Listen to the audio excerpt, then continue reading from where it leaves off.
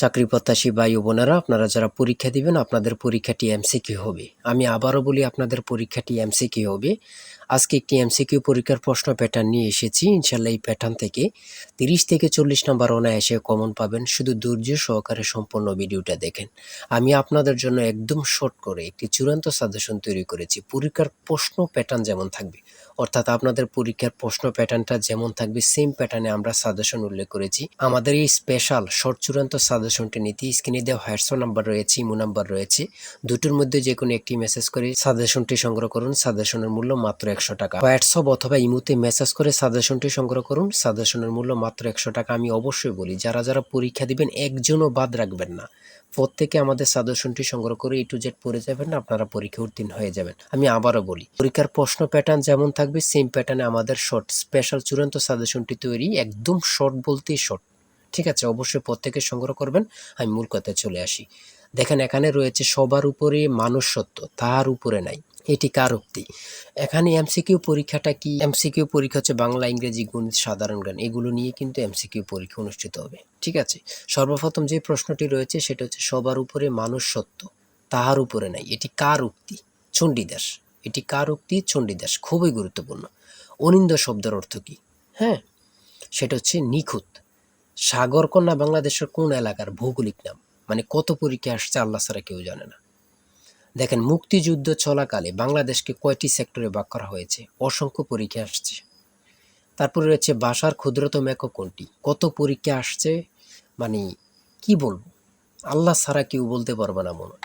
তারপরে যা দমন করা কষ্টকর, এক কথায় কি বলে? দুর্দমনীয়। খুবই গুরুত্বপূর্ণ, যা বলার ভাষা নেই। মাত্রাহীন সর্বর্ণের সংখ্যা কত?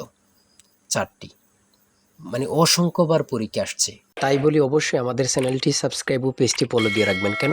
পরীক্ষার নোটিশ, পরীক্ষার রেজাল্ট, পরীক্ষার প্রশ্ন সমাধান, যাবতীয় সকল তথ্য সবার আগে আমরা ভিডিও আপলোড দিয়ে রাখি। আপনি যদি চ্যানেলটি সাবস্ক্রাইব, পেজটি ফলো দিয়ে রাখেন, সবার আগে চলে যাবে আপনার কাছে নোটিফিকেশন।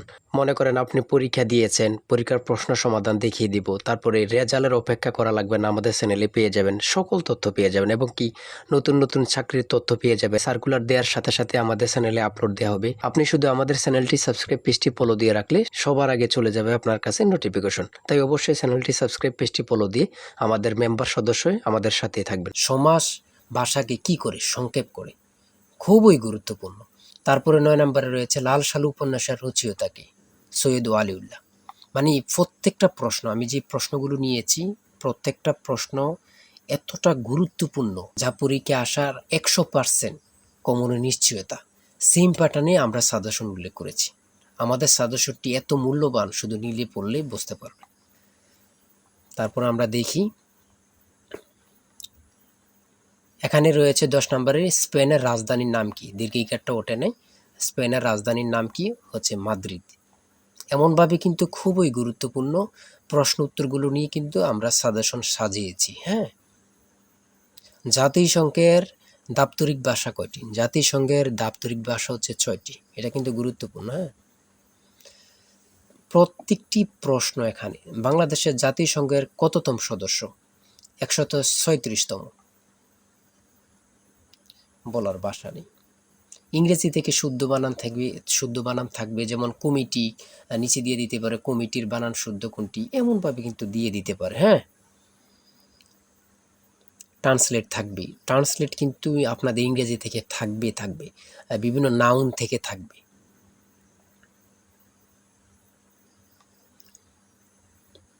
প্রিপোজিশন থেকে তো অবশ্যই থাকবে, 2-3টা প্রশ্ন প্রিপোজিশন থেকে থাকবে, ভয়েস থেকে থাকবে।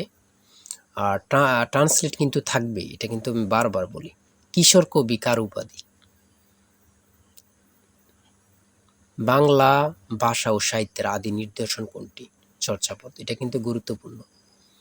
পদ্মা সেতু দৈর্ঘ্য কত কিলোমিটার? অঙ্ক থেকে টাকায় 10টি করে কমলা কিনে টাকায় 8টি করে কমলা বিক্রয় করলে শতকরা কত লাভ হবে?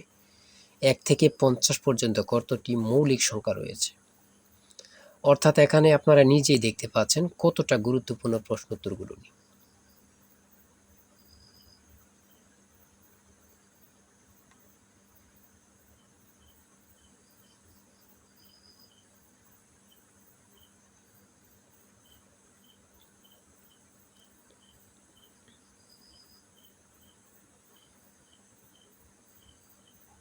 1 মিটার সমান কত ইঞ্চি? 1 মিটার সমান কত ইঞ্চি? 39.37 ইঞ্চি। অনেকে কিন্তু ভুল করে কি করে এখানে 37.39 ইঞ্চি আবার দেয়া থাকে, এটা দিয়ে দেয় ভুল করে।